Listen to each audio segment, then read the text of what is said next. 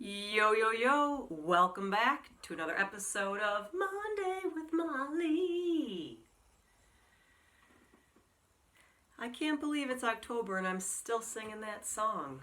But you know what? If nothing else, I'm consistent. Alright, as per usual, like, share, subscribe if these videos are helping you and the people you care about. That is the whole purpose of doing them in the first place.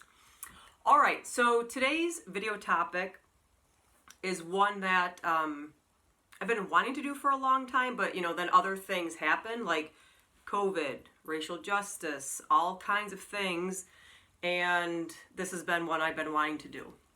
So today's topic is setting healthy boundaries are important. Setting healthy boundaries are important. So if you've been following me enough, either here or on Instagram, or you've heard my presentation, or you've read my book, you know that I'm not about like, hey everybody, here's an easy message. Rainbows, unicorns, and kittens. That's not my jam. If you're new here, that's not my jam. I am not about what's easy, I am about what's possible. So setting boundaries is not usually easy. Sometimes it can be, and I'll give you some examples. But most of the time, setting boundaries can be really challenging. So just know that going in. So I'll give you a few examples, personal examples of how I set boundaries, and then you can take that and use it in your life. Again, boundaries can be set in like literally any context and with anybody. And the most basic way I can explain what a boundary is it's you letting someone else know what is and is not okay. A boundary is you letting someone else know what is okay and what is not okay. This could be really, really simple things to really, really significant things. I'll give you some simple examples of how I use it, but if you want to go the other spectrum, the other side of the continuum it could be if you're dating someone and you're getting intimate, or again, this is no matter what age you are, and you decide you don't want to go further, or maybe you've gone further before and now you don't, and you say no, or stop, or I don't want to, that's you setting a boundary, and that boundary should always be respected. If it's not respected, then other things can happen, and that's a whole other situation. So setting boundaries is you saying what's okay and what's not okay. In that instance, it's not okay that we do this, or that you touch me in that way, or whatever it might be. You're saying what is okay and what is not okay. I just think that's an example we can all kind of wrap our head around. So just to give you an idea, like that would be like the far end of one part of the continuum in that particular context. So for some easier examples of how I use boundaries are, so the first one is I'm in bed really early. Like, I'm either in bed by 9, already in bed, on my way to bed. So one of my boundaries that my friends know is if you text, DM me, call after 9 p.m., it's highly unlikely you will get a response prior to the next morning. And sometimes a text might even go out like, hey, I know you're probably in bed, so just respond in the morning, or let me know what you think in the morning. So they already know it. But I've clearly, explicitly said, these are the boundaries. If it's 9 o'clock, I'm not going to come back to you. If I happen to be up and I choose to respond, I can, but it's never expected because I've set those boundaries, and my friends respect that. Right? That's a kind of a simple one. But again, it's not getting mad. I can't get mad at them if they text me if I never told them that. And like, why didn't you get back to me? Because I know I'm going to be up really early, and I might text them at 4:45 a.m. I'm going to assume their phone is off, because I know mine's off when I'm in bed. But then if they said back, hey, my family member's really sick, I have the ringer on because so-and-so's in the hospital, just don't text me before 9 a.m. Great, that's a boundary. I'd respect that. That makes sense. So boundaries, you need to be explicitly clear with what they are. Nobody's a mind reader. Another example I use for boundaries is I really, really do not like group messages. I really, really do not like large group texts. Like, I really, I don't like them. I'll tell you why real quick, and then I'll show you how I use this boundary. I don't like them because I do not like to make myself easily interruptible.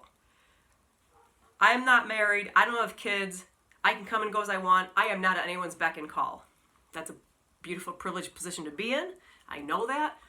But I'm not at anyone's beck and call. So just because you text or call or message me, I don't have to get back to you right away.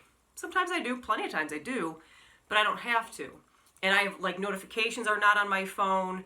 My phone hardly ever makes a noise because I have it always on silent. So if my phone is ever on, if I'm waiting for a call, and I hear it, I'm like, what's that? I'm like, oh, it's my ringtone. My phone hardly ever makes a noise because I do not like to be interrupted. My time is my time, and I have parameters and boundaries around that. So my friends know. Don't put me in a big group message. Do not. But I've made that clear. I don't get mad at them because they did before. I told them I don't like group messages, and I will remove myself from them. So, but they know that they respect it. Thank God I have good friends, and they don't put me in one. The amount of them that come through, you can tell by I can't, I hate them. But I have also said, look, if you guys end up doing something like some cool, fun activity and I see it posted on Instagram, I don't have FOMO. I'm not going to be mad at it. I'm going to know, it's going to be really obvious, oh my gosh, that looks really fun. That probably came from a group message. I'm so glad my friends respect that I don't want to be in a group message. Therefore, I will not feel left out or mad because they respected my boundaries. They have my word. I will never be mad if I'm not invited to something that came from a group message. And they respect it. It's beautiful. No, I'm very grateful that sometimes they go, hey, we're going to do the thing. Do you want to come? So sometimes they tell me individually. That's never expected. It's very kind when they do. Sometimes they go, sometimes they don't. So those are two simple ways I set boundaries to protect my time, my space, and the fact that I really do not like being interrupted at someone else's beck and call. Now, the third one that came up actually today that I'm going to add in, when it does come to group text, there's my inner circle, there's 5 of us. We've been friends since elementary school. We do group text if we're trying to plan something. And again, if it's in a timely manner, I get it. And it's 5 of us. And sometimes it goes on, but it's also it can be funny too. If you miss 5 minutes, you're like, oh my gosh, there's 20 messages. And sometimes you go read them, and sometimes it's I'm not reading them, somebody just tell me what I need to do. So, but we all get that with each other. So I'm sharing that because in this context of the group message, we're coming to my house in a couple weeks for a get-together. And we mix it up at different places, but I said, look, why don't we come to my house? There's no spouses, no kids, it's just us girls. We get to hang out, be loud, obnoxious, because we laugh, we're super loud and obnoxious. So we've done it before, and then it started to become and if you follow me on Instagram, you know I don't really cook, my stove is unplugged. So whenever we're coming to my house, it's simple. Bring whatever you want to drink. We'll have cheese, crackers, snacks, chips, dips, some sweet, and we're done. We're not cooking. We're not setting a table. This is not a sit-down, glamorous thing. That's not what we do at my house. We do it at other people's house, not mine. So it should be really simple. And last time we came, it was very simple. And now there's should we do this? And we cook, and should we bring food? And what about this? And I'll set the table, and what are we going to cook? And I'm like, pop, pop, pop, pop, pop. Again, these are my closest friends, so they know me. And I know I can say safely, whoa. And I said, oh, wait a minute. If we're going to be cooking food, this needs to be cleared by me, because I don't like my house smelling like food. I eat mostly raw, depending on what the smell is. I'm really particular about that. So I said twice, if you're going to cook, check it with me first. And so, and then then they said, okay, well, what foods can we cook, or what ones are definitely off the list? And I said, this, here's what we can cook. And then it just became, and one of the things was pizza. So it just became, why don't we just have some pizza, basic veggies, something, cheese cracker, done. Great. The point of sharing that is, and I like to keep things simple. If we've already done this in the past, why don't we just rinse and repeat? But the beauty of this and where it comes with boundaries is, I felt safe enough to say, hey, whoa, if you're going to cook, check it with me. But they also know that that's kind of a thing for me. And so they ask, okay, what is and what is not acceptable? So when you're in a respectable relationship and people respect you, they appreciate your boundaries, there's no judgment, boundaries are easier to set. The challenging part of boundaries, so that's like the nice part of boundaries. The challenging side is when you set a boundary with someone and they push back on it, or they get angry, or like, I can't believe you did.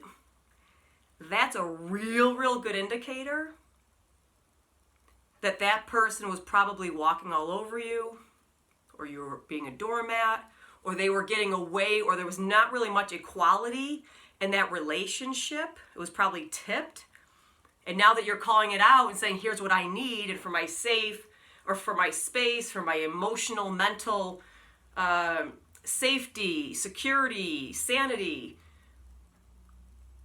here's what I need. And when they push back, especially if they get really angry about it, they were probably taking advantage of you in one way or the other. So that's a really good indicator of where that relationship is when it comes to respect, equality, concern.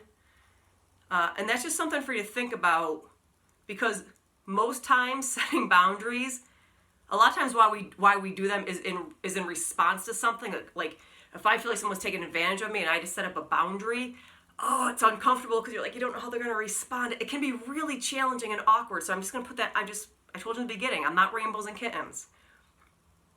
But when you do set boundaries and people respect them and there's not a problem, there's not an argument, like the examples I just gave with text late at night, group messages, we're not cooking like bacon in my house.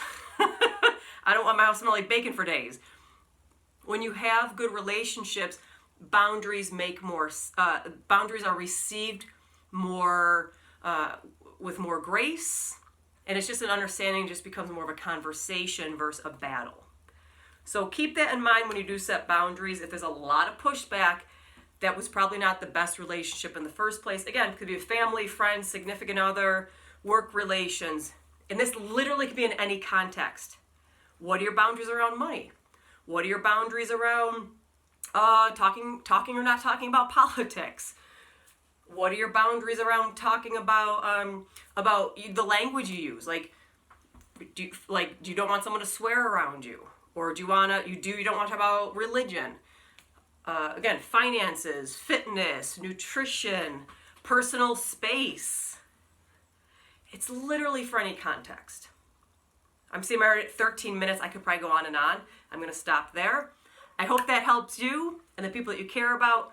Please work on setting your boundaries to protect your personal, emotional, physical, spiritual, social, emotional space. You are allowed to do that because you have a voice and it matters. All right. I will see you at the end of the week for the next Flip Your 20 Friday. Take care of yourself. Take care of each other. Peace.